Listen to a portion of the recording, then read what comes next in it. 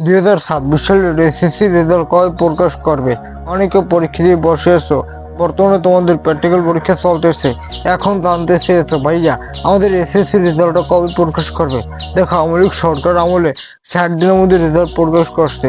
এখন বিএনপি আমলে কতদিনের মধ্যে তার রেজাল্ট প্রকাশ করতে পারবে, এটা নিয়ে মুখ্য শিক্ষামন্ত্রী। তো এই বিষয়টা ক্লিয়ার করার চেষ্টা করতেছি। দেখো, গত কয়েক বছর বা 2015 সাল থেকে কিন্তু তারা 60 দিনের মধ্যে রেজাল্টটা প্রকাশ করছে।